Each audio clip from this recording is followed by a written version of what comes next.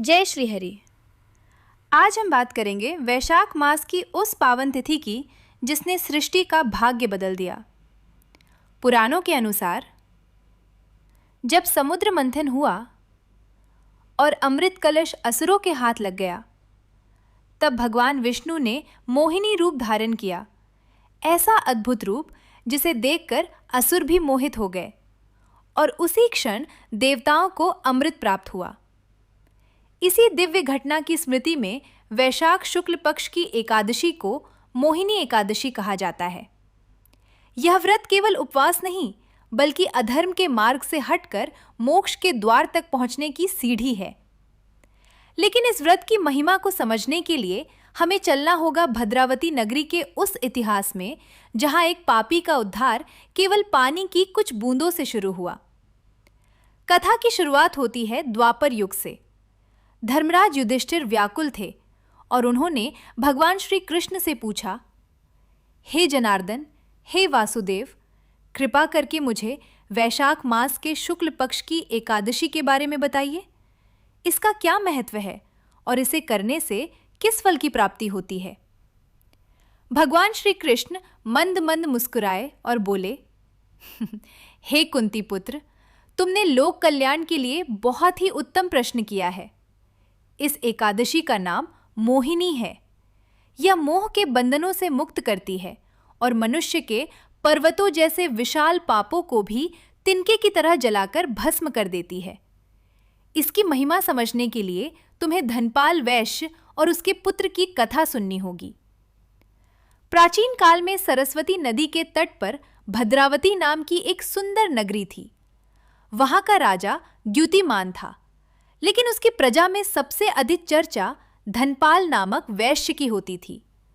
धनपाल भगवान विष्णु का परम भक्त था।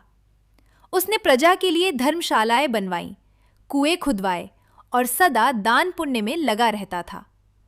धनपाल के 5 पुत्र थे।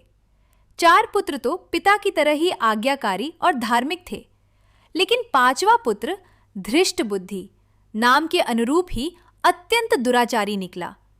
वह वैश्याओं की संगति में रहता, मदिरा पान करता और जुए में अपने पिता की संपत्ति लुटाता था। उसने देवताओं और ब्राह्मणों का अपमान करना अपना स्वभाव बना लिया था। जब अत्यधिक समझाने बुझाने पर भी वह सीधे रास्ते पर नहीं आया, तो दुखी होकर उसके पिता भाइयों ने उसे घर से निकाल दिया और उसकी निंदा करने लगे। धृष्ट बुद्धि अब दर दर की ठोकरें खाने लगा। जब पास का धन समाप्त हो गया, तो उसके साथियों ने भी उसका साथ छोड़ दिया। भूख से व्याकुल होकर वह चोर बन गया और अंततः राजा के सैनिकों ने उसे पकड़कर जंगल में छोड़ दिया। अब धृष्ट बुद्धि हिंसक पशुओं के बीच जंगल में भटक रहा था।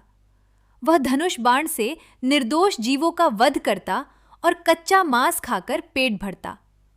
दुखों और पापों की बोझ से वह थक चुका था। तभी उसके जीवन में एक चमत्कार हुआ। वैशाख का महीना था और वह भटकते हुए महान ऋषि कौंडिन्य के आश्रम पहुंच गया। ऋषि कौंडिन्य उस समय गंगा स्नान करके लौट रहे थे। जैसे ही ऋषि धृष्ट बुद्धि के पास से गुजरे, उनके भीगे हुए वस्त्रों से गिरी पावन जल की कुछ बूंदें धृष्ट बुद्धि के शरीर पर जा गिरी। उन दिव्य बूंदों के स्पर्श मात्र से उसका कलुषित हृदय शुद्ध हो गया। उसे अपने किए पर घोर पश्चाताप हुआ। वह दौड़कर ऋषि के चरणों में गिर पड़ा और विलाप करते हुए बोला, हे महामुने, मुझ पर दया करे। मैंने जीवन भर केवल पाप संचित किए हैं। क्या कोई ऐसा मार्ग है जिससे मैं इन नरकगामी कर्मों से मुक्त हो सकूं? महर्षि कौंडिन्य ने करुणा भाव से उसे उठाया और बोले, हे वत्स, घबराओ मत। ईश्वर के घर देर है, अंधेर नहीं। तूने पश्चाताप किया है, यही तेरे सुधार का पहला चरण है। अब तू वैशाख शुक्ल पक्ष की मोहिनी एकादशी का विधि विधान से व्रत कर।